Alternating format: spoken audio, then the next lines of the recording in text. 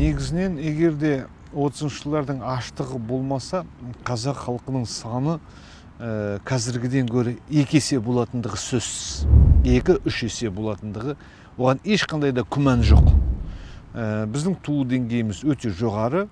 Бұл өйткені біздің патриархалдық дәстүрлеріміз мықты халық едік. Бізде басы бос, сыбай салтаң жүрген қыз жігіт деген болмайды.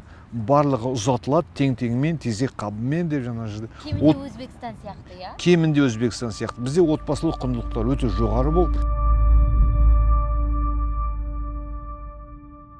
Карлакта қанша адам отырған белгісіз?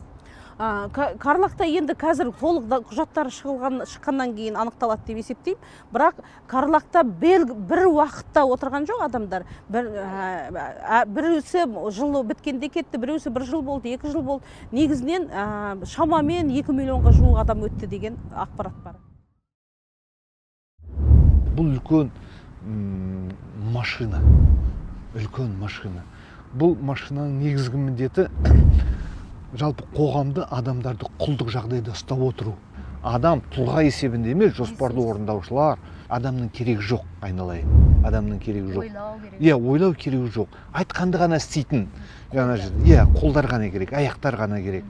Мысалы, қазір былай дейді, ой, анау жаңағы геноцид деп объявлять ету керек, анау, оның барлығынан біз жеңіліп қаламыз.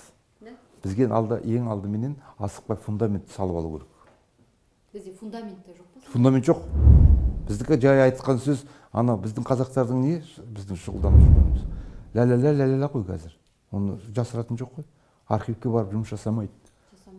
Андай барып нетпейді, бірдеңені тауып алады да, ой, бәленбай, иманды болсын, андай болсын, сол ағамыз, көкеміз сөйтіп. Сондай поверхностный болып қалды. Геноцид жариялаймыз ал деген кезде... Ал деген кезде сенен сұрайды, қайда дейді? Сенде материал жоқ. Сен соның алдында тарс еткізіп былаймын, доказательство болу керек. Мынау. Еврейлер неге сөйтті? Олар келді де, жаңағының барлығын жинап алды. Сосын ешкім оларға шығып қарсы шыға алмай қалды. Тоталитарлық жүйе бізге мінезімізге, ұлттық мінезімізге қандай өзгеріс қалдырды деп ойлайсыз?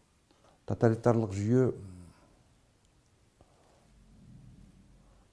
ең қиын жағдай мынау тоталитарлық бір қорқыныш сезімі.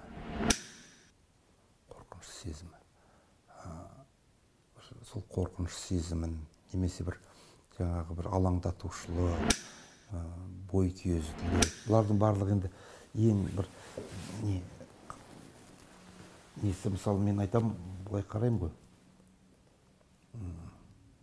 Сатқындық, ең жаман қасиеттердің барлықтары көбісі сол жүйеден келеді ғой бәрібір. Адамзат баласының бір қызығы қандай бір жағдайда болмасын дами береді.